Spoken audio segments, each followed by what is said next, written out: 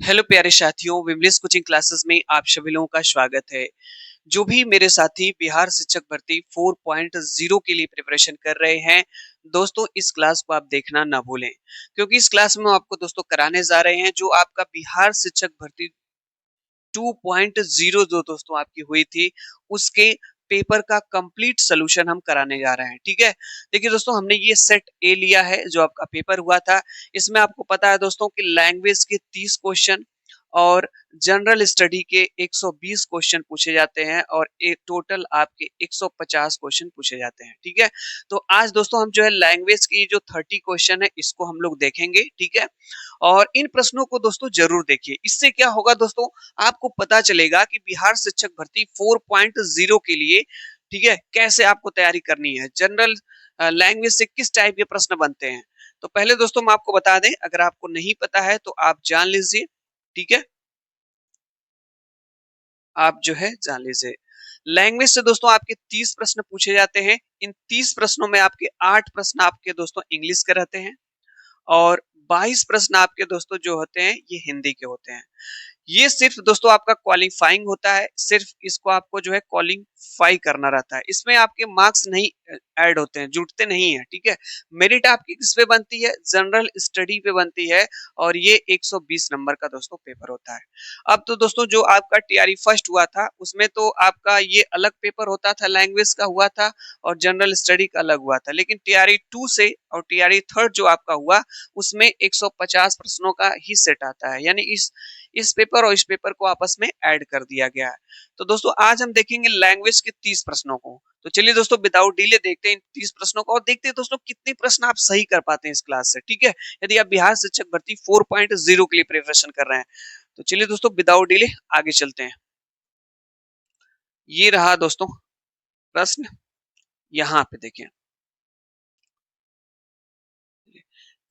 पहले जो दोस्तों आपके इंग्लिश के प्रश्न पूछे गए हैं, यहाँ पे देखिए फर्स्ट नंबर का प्रश्न आपके सामने ये रहा। इंग्लिश का फर्स्ट नंबर का प्रश्न है कि आई हैव सो मेनी खाली स्थान गुड फ्रेंड्स, यहाँ पे भरना है। जैसा कि दोस्तों आपको पता है इसमें 5 ऑप्शन दिए जाते हैं। यहाँ पे 5 ऑप्शंस के साथ दोस्तों ये क्वेश्चन है, इसका आंसर आप बताएंगे क्या होगा। यहाँ पे देखिए दोस्तों मेरे साथी, मेरे दोस्त, I have so many good friends भरना है। ए फिलअप करेंगे कि एन फिलअप करेंगे, द भरेंगे, या मोर than one of the above होगा या नन ऑफ द एबव होगा। आर्टिकल से क्वेश्चन दोस्तों इंग्लिश से पूछा गया, इसका आंसर आप बताएंगे क्या होगा। इसका सही आंसर हो जाएगा दोस्तों, आपका राइट आंसर आपका हो जाएगा none of the above. None of the above.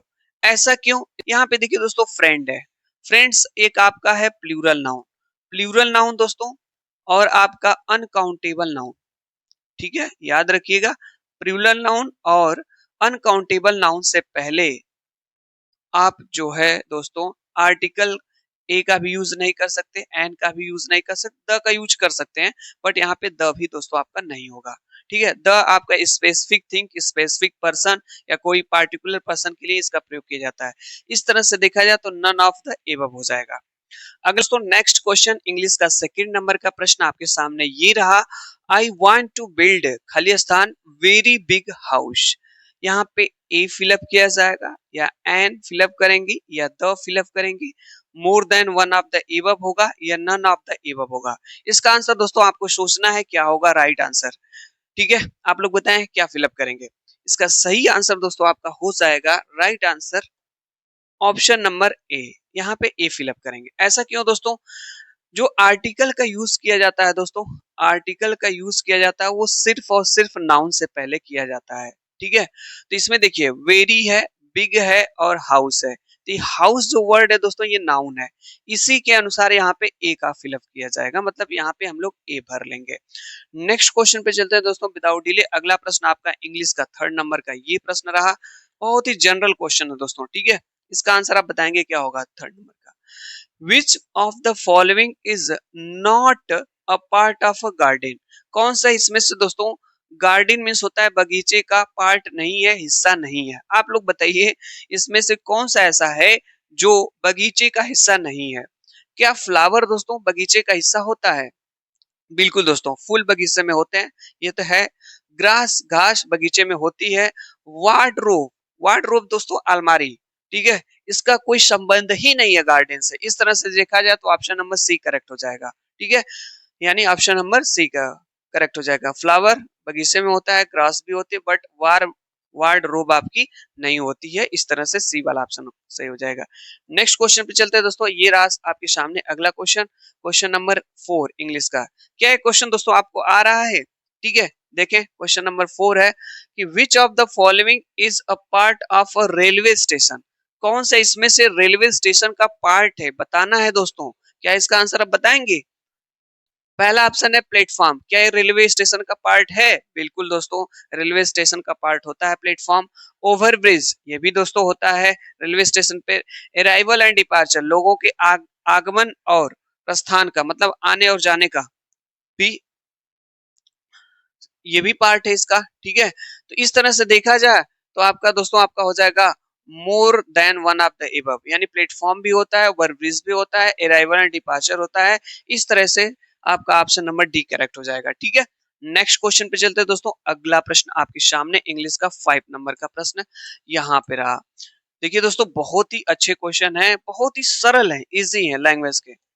और इसका आंसर दोस्तों आप बताएं क्या हो सकता है। राइट आंसर आपको बताना है। क्वेश्चन हमारा है कि the sixth letter in the alphabet after J will be, यानी जे के बाद छठवां लेटर इंग्लिश में कौन आएगा।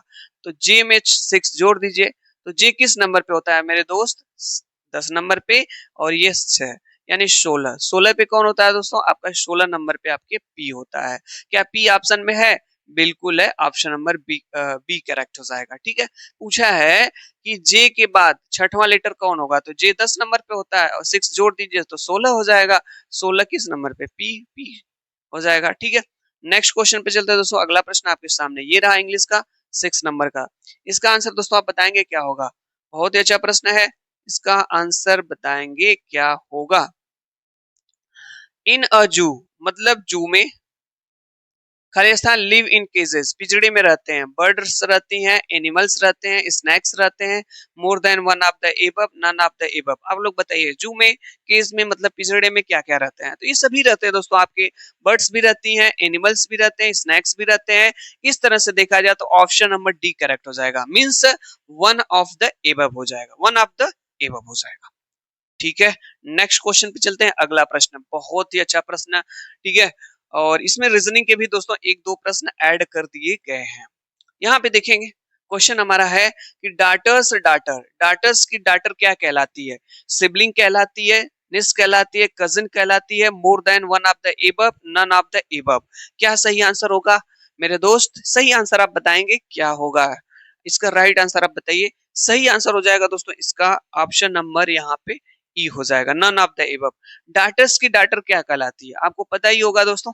कमेंट्स बॉक्स के माध्यम से जरूर बताइएगा डाटर्स की डाटर को क्या कहते हैं। नेक्स्ट क्वेश्चन दोस्तों आपके सामने विदाउट डिले 8 नंबर का प्रश्न है इंग्लिश का और लास्ट प्रश्न है। और इस क्वेश्चन को दोस्तों सभी लोगों को सही बताना है। ठीक है, चलिए देखते हैं। और ये दोस्तों हमने जो प्रश्न लिया है ना बीपीएससी 2.0 में पूछे गए हैं। ये प्रश्न सभी बहुत ही ज्यादा इंपॉर्टेंट आपके लिए है। क्वेश्चन नंबर 8 है माई सिबलिंग्स आर माई।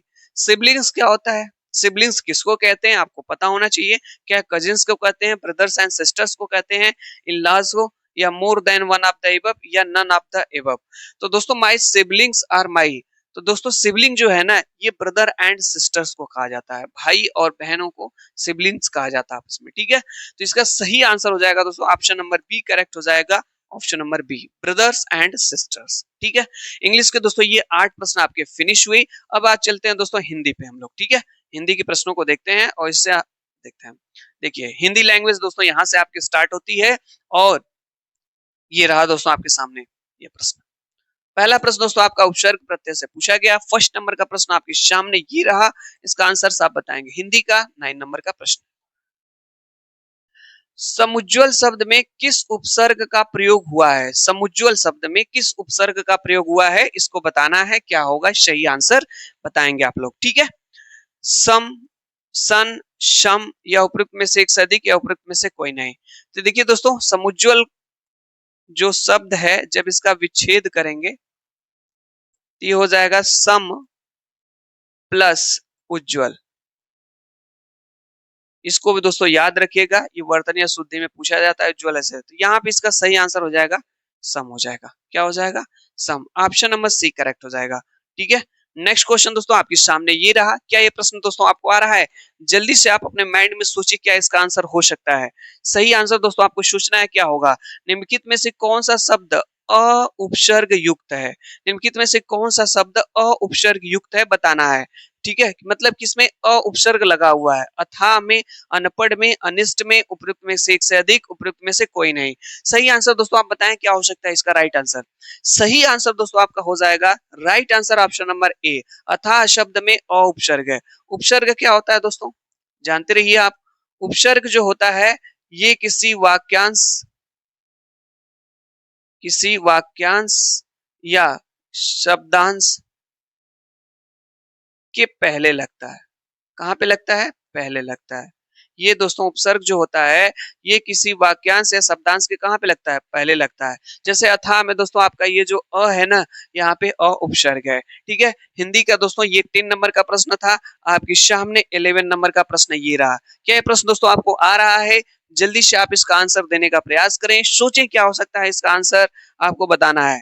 ठीक है मेरे साथी, मेरे दोस्त, मेरे भाई, इसका आंसर क्या होगा? जल्दी से आप लोग सोचें। प्रश्न क्या है? निम्नलिखित में से कौन सा शब्द आ प्रत्यय उपयुक्त है? मतलब इसमें से कौन से शब्द है जिसमें आ प्रत्यय लगा हुआ है? अब समझ लेते हैं यहाँ पे दोस्तों। ठीक है हाँ, प्रत्यय क्या होता है दोस्तों? प्रत्यय ये किसी वाक्यांश या शब्दांश के बाद में आते हैं। कहाँ पे आते हैं? बाद में। यही प्रत्यय होते हैं। यहाँ पे देखते हैं दोस्तों आ प्रत्यय लगा है। धार्मिक में क्या आ प्रत्यय है? असली में आ प्रत्यय है। प्यारा में आ प्रत्यय है। किसमें है दोस्तों? तो इसका सही आंसर हो जाएगा दोस्तों प्यारा है। जब प्यारा बोल रहे हैं तो लास्ट में क्या आ रहा है दोस्तों? आ रहा है। ठीक है, देखिए र पे आ की मात्रा है। ठीक है, तो इस तरह से देखा जाए तो ऑप्शन नंबर सी करेक्ट हो जाएगा। ठीक है, नेक्स्ट क्वेश्चन पे चलते हैं दोस्तों। हिंदी का यह 12 नंबर का प्रश्न है। इसका आंसर आप बताएं क्या हो सकता है आंसर। सही आंसर आपको बताना है, क्या राइट आंसर होगा। चलिए, ये प्रश्न आपने देख लिया होगा। हम्म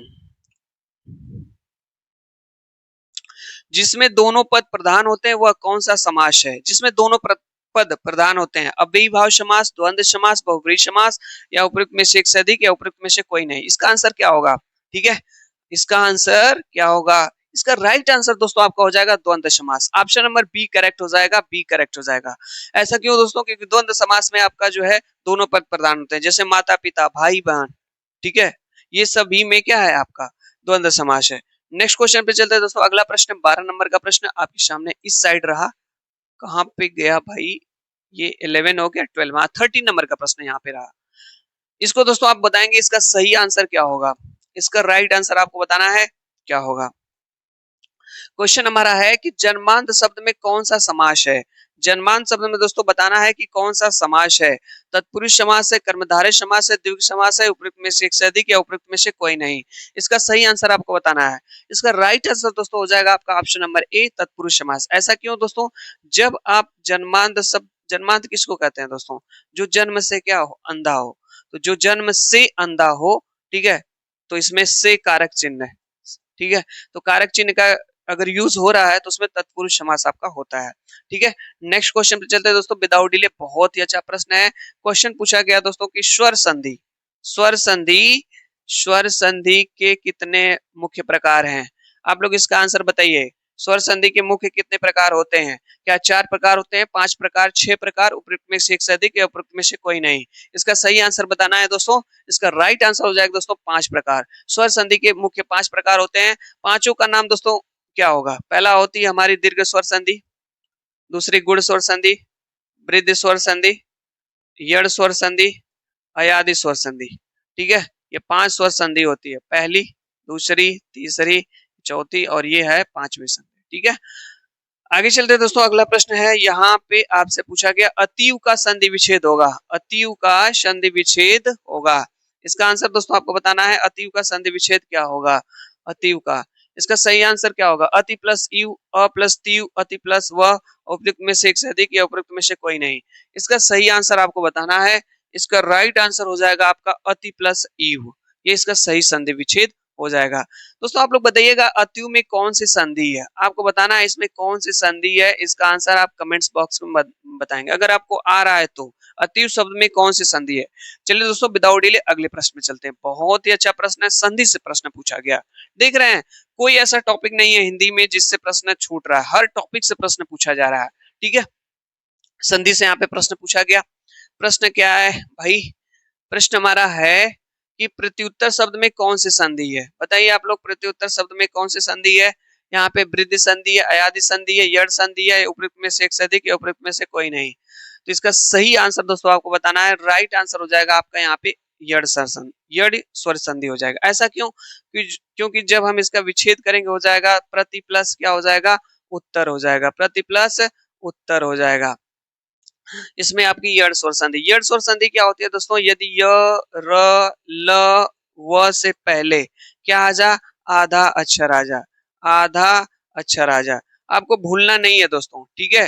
देखिए य स्वर संधि में किससे स्टार्ट होगी, य से। य र ल व से पहले क्या आ जा, आधा अक्षर आ जा, तो वहां पे यड़ स्वर संधि। यहाँ पे देखिए य से पहले आधा अक्षर क्या आया है, त आया है, तो यहाँ पे यड़ स्वर संधि हो जाएगी। ठीक है, तो दोस्तों ये क्लास आपको कैसे लगी, जो मैं आपको प्रीवियस ईयर क्वेश्चन पेपर आपको आज इस क्लास में बिहार शिक्षक भर्ती 2.0 का कराया। ठीक है, अभी तो दोस्तों ये लैंग्वेज का प्रश्न था 17 से। नेक्स्ट क्लास में, अगली क्लास में हम लोग देखेंगे दोस्तों। ठीक है, ये दोस्तों ये क्लास आपको मेरे भाई थोड़ी सी भी अच्छी लगी हो मेरी ये क्लास, ठीक है, तो मेरे इस चैनल विमलिश कोचिंग क्लासेस को आप जरूर सब्सक्राइब करिए। चैनल को सब्सक्राइब करके दोस्तों आप जुड़ जाइए। ठीक है, मैं आपके लिए ऐसे यूजफुल कंटेंट्स लाता रहता हूँ। क्लास देखने के लिए बहुत बहुत धन्यवाद।